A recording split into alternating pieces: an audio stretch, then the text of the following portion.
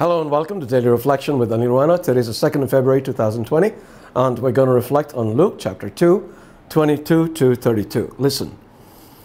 When the time came for the purification according to the law of Moses, they brought Jesus up to Jerusalem to present him to the Lord. As it is written in the law of the Lord, every firstborn male shall be designated as holy to the Lord. And they offered a sacrifice according to what is stated in the law of the Lord, a pair of turtle doves or 2 young pigeons. Now there was a man in Jerusalem whose name was Simeon. This man was righteous and devout, looking forward to the consolation of Israel, and the Holy Spirit rested on him. It had been revealed to him by the Holy Spirit that he would not see death before he had seen the Lord's Messiah.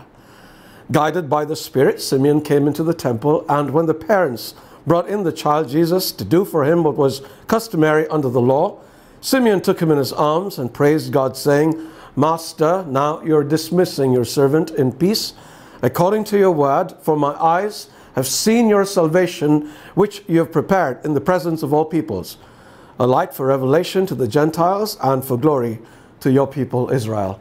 The Gospel of the Lord. I have often spoken about how often Jesus broke the rules, which might seem to suggest that it is a good thing to do this.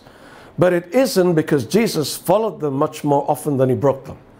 And he learned this from his parents, who took him to be circumcised and presented in the temple when he was little in observance of the law of Moses. They could very well have said, we don't need to follow the rules when it comes to Jesus because they don't apply to him, but they did nothing of the sort. They observed the Jewish law, and Jesus would go on to observe it as well. Although not much is known of his life until he was 30, the fact that Jesus went to John the Baptist to be baptized before he began his ministry as an indication of this fact. From this, we can infer that we need to follow the life of the church. Rules are laid down for a reason, and for the most part, these reasons are good. However, when one follows these rules without understanding the purpose behind them, the spirit of the rules gets lost and we become legalistic, stressing blind obedience. Consider this. A married couple who are deeply in love hold hands before they eat their evening meal as a sign of unity and bonding between themselves and God. They use this time of hand-holding to thank God for each other and the blessings they received. The couple has children, and they continue this practice, now involving their children in it. It is a good practice and serves to create a sense of love and gratitude.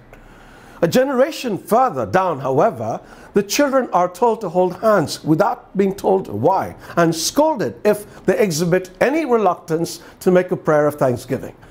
What was a practice of love now becomes a practice of law, and the entire meaning of the act is lost.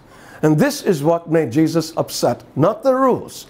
This is what will make any right-thinking Christian upset as well. So what's the solution? Always explain the meaning of things so we get to the heart of things. So let us raise our children in the faith, making sure they always know why they're being told to do something. And the increased clarity will deepen our own faith. Try it and see.